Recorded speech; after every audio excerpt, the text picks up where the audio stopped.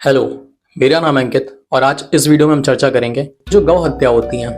गाय को मारा जाता है, भैंसों को मारा जाता है, तो इसके पीछे का कारण क्या है। तो आज हम ये जानने की कोशिश करेंगे जो हमारे धर्म गुरु हैं वो ऐसी कौन सी चीज समाज को नहीं समझा पा रहे हैं, वो कहाँ पर गलती कर रहे हैं, वो कहाँ पर समझ नहीं पा रहे हैं इस चीज को, कि वो लोगों को संदेश तो दे रहे हैं कि आप मांसाहार मत करो और उनको देख के बहुत सारे लोग वेजिटेरियन हो भी रहे हैं, लेकिन उसके बावजूद भी जो हमारा भारत है वो विश्व में नंबर 2 पर आ रहा है बीफ एक्सपोर्ट करने में। विश्व में सबसे ज्यादा दूसरे नंबर पर गाय और भैंस को काट दिया जाता है सिर्फ उनके चमड़े के लिए, उनके मांस के लिए।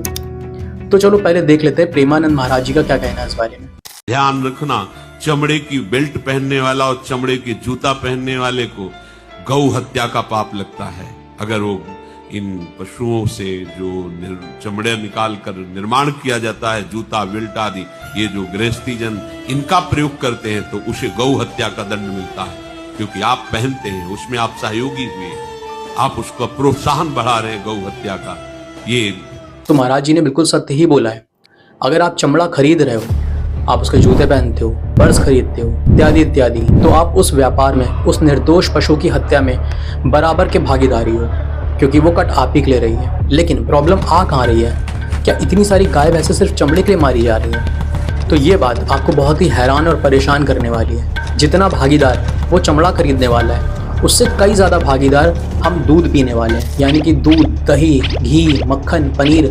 अगर आप ये सब खाते हो तो आप दूध के व्यापार में भागीदार बन रहे हो, क्योंकि दूध का व्यापार, लेदर का व्यापार, जो गाय भैंस का मांस होता है, ये बिल्कुल साथ साथ चलते हैं। क्योंकि जिस गाय भैंस का आज आप दूध खरीदते हो, कल जब वो बूढ़ी हो जाती है तो दूध वाला क्या करता है, वो उसको पाल नहीं सकता है, वो एक्स्ट्रा खर्चा अपने ऊपर नहीं ला सकता है, वो उसको बेच देता है कसाई खाने में, जहाँ पर वो कट जाती हैं और उनका चमड़ा निकाला जाता है और उनका जो मांस होता है वो बाहर निर्यात कर दिया जाता है। अब हमारे यहाँ क्या है, हमारे यहाँ भारत में जो भैंस है, भैंस को तो कानूनी रूप से वैधता प्राप्त है, वो तो कानूनी रूप से कटने के लिए तैयार है।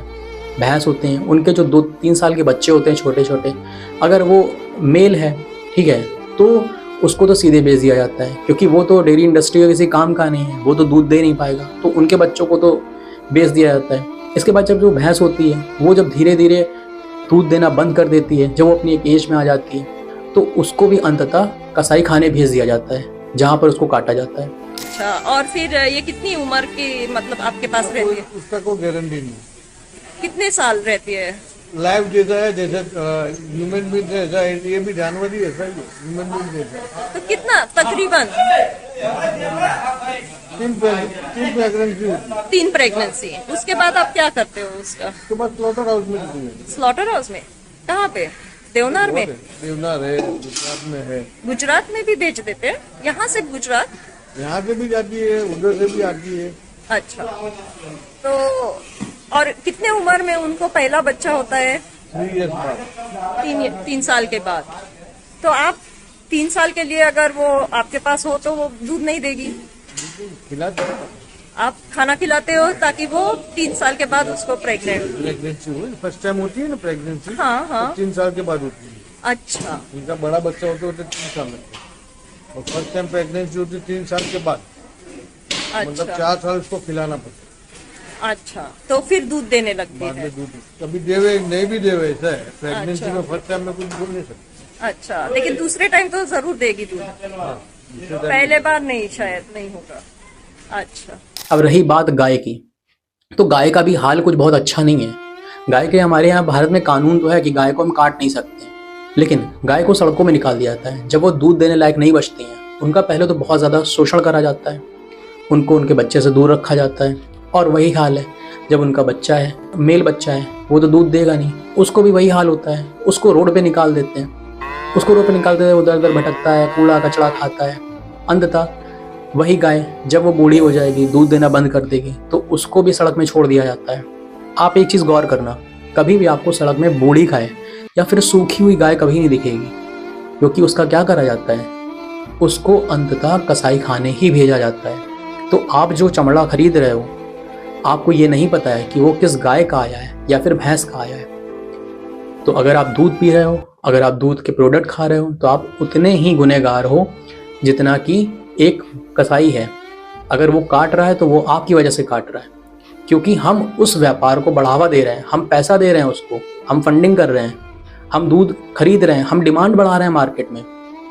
ये तो हम लोगों ने पढ़ा ही होगा ना कि जब डिमांड बढ़ती है तो सप्लाई बढ़ती है, अगर डिमांड कम हो जाएगी तो सप्लाई कम हो जाएगी। अगर हम धीरे धीरे दूध खरीदना बंद कर देंगे तो गाय भैंस कटना भी बंद हो जाएंगी। तो अगर आप ये सोचते हो कि हम तो वेजिटेरियन हैं, हम तो बहुत ज़्यादा पाक साफ हैं, हम तो कोई पाप नहीं कर रहे हैं, तो आप सबसे बड़ा पाप कर रहे हो। आप उस गाय या भैंस की हत्या में बराबर के भागीदार हो, क्योंकि हम उसका दूध पी के उस व्यापार में बढ़ोतरी कर रहे हैं, उस व्यापार को हम बढ़ा रहे हैं। इस वजह से डेयरी वाले एक के बाद एक गाय भैंस लाते हैं, उनका खूब शोषण करते हैं, खूब दूध निकालते हैं, बेचा जाता है। इसके बाद जब वो दूध देना बंद कर देती हैं तो उनका आखिरी जीवन कत्ल खाने में ही गुजरता है। तो अगर आप चाहते हैं कि ये गौ हत्या, ये निर्दोष जानवरों को जो मारा जा रहा है, ये बंद हो जाए, तो सबसे पहले हमको डिमांड को ख़त्म करना होगा। हमको अपने दूध के स्वाद को बंद करना होगा। हमको दूध से बने जितने भी प्रोडक्ट होते हैं उनको खरीदना बंद करना होगा, और तभी ये बेचारे निर्दोष गाय भैंसों की हत्या बंद हो पाएगी। तो इस वीडियो को ज़्यादा से ज़्यादा लोगों के साथ आप शेयर करो और चैनल को सब्सक्राइब करो, जिससे इस तरह के मैं कभी वीडियो बनाऊं तो आपको उसके बारे में पता चल सके। धन्यवाद।